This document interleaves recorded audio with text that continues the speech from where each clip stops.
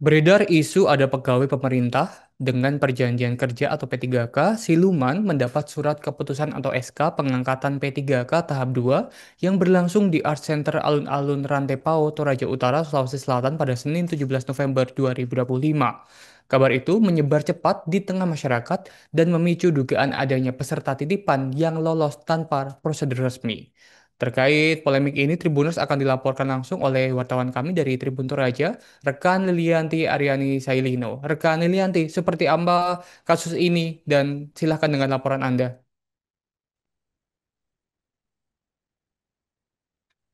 Ya, selamat siang rekan dan Tribuners. Terima kasih. Saya Lilis melaporkan dari Toraja Utara. Ya, benar sekali rekan diduga ada siluman pada penyerahan SK P3K 2 hari yang lalu pada hari Senin tanggal 17 November 2025. Tribuners untuk peserta penerima SK sendiri kemarin sebanyak 268. Mengenai siluman kabar siluman dalam surat P3K SK P3K itu, kabar tersebut langsung menyebar cepat di tengah masyarakat dan memicu dugaan adanya peserta titipan yang lolos tanpa prosedur resmi. Lolos tanpa prosedur yang resmi sendiri ini ialah para peserta yang diduga tidak pernah melakukan honorer tapi tiba-tiba menerima SK. Melalui itu Bupati Toraja Utara Frederick Victor Palimbong yang akrab disapa Dedi buka suara menanggapi keterlibatan tersebut. Jadi menegaskan bahwa proses serah terima SK tetap harus berjalan sesuai dengan aturan meski muncul desakan agar pemerintah daerah menunda acara tersebut. Ia mengatakan bahwa rekomendasi dari inspektorat tidak bisa serta-merta menghentikan penyerahan SK. Menurutnya, pemerintah tidak boleh menghalangi hak peserta yang dinyatakan lulus secara administratif yang telah ditetapkan dalam formasi tersebut. Dugaan-dugaan yang beredar kata dia tidak bisa dijadikan dasar untuk membatalkan hak seseorang. Meski demikian, Dedi memastikan pemerintah tidak akan menutup mata terhadap laporan dugaan pelanggaran.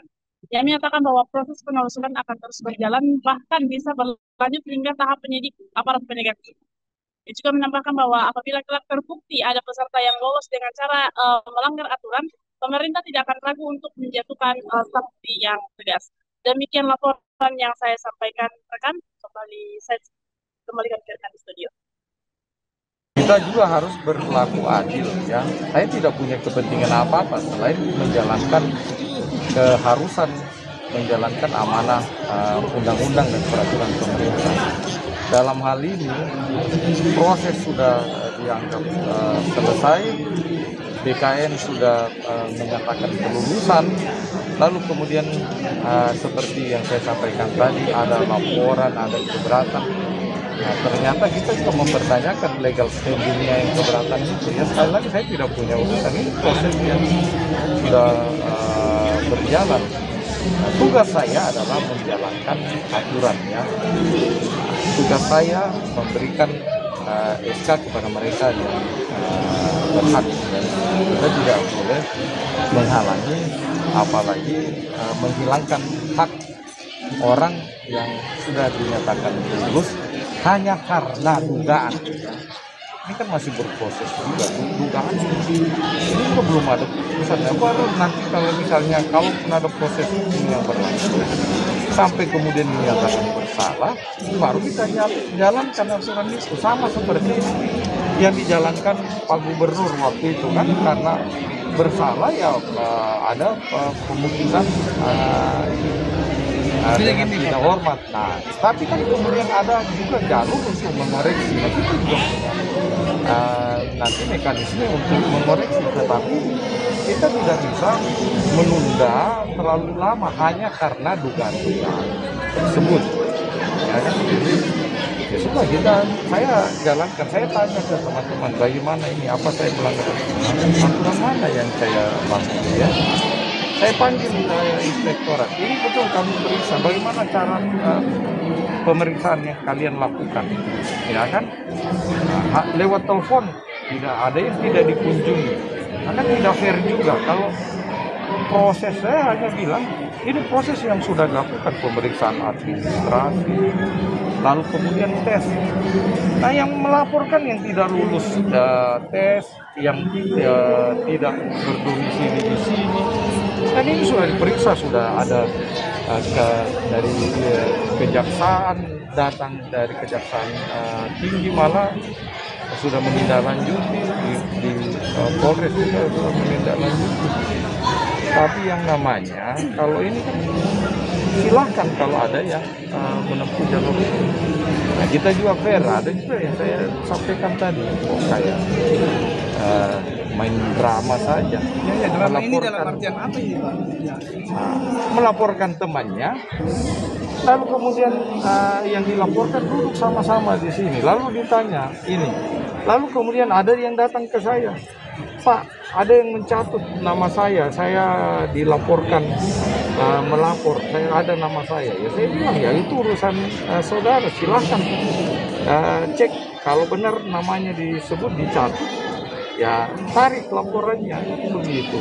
Pak, di sini pertegas di sini dengan adanya pelantikan tadi bukan berarti proses persoalan-persoalan evaluasi sampai di situ. Tetap lanjut misalnya di Polres. Polres silahkan lanjutkan ya kan prosesnya kita, tapi proses seperti ini administrasi kepegawaian ini kita harus jalankan.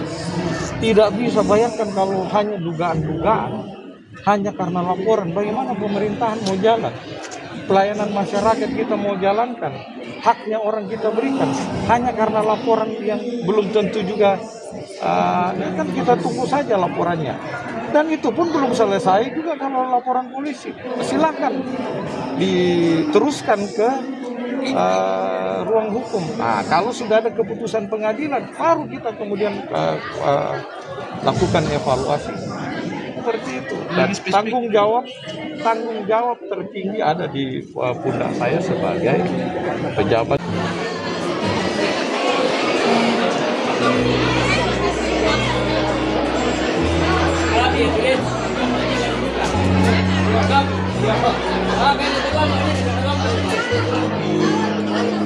Saat ini di tempat ini, kami sungguh yakin dan percaya semua itu dapat terjadi karena kasih dan setia Tuhan yang tak terbatas. Yang kedua, ini kita berbicara belum pernah.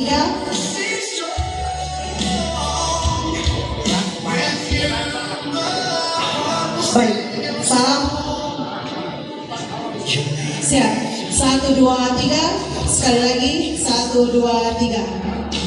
Di depan bersama rekan-rekan dari BKD. Mohon kerjasamanya rekan-rekan dari Perkimtan LH dan BKD untuk membereskan dan menyiapkan ruangan untuk acara selanjutnya. Download Tribun X sekarang, menghadirkan lokal menjadi Indonesia.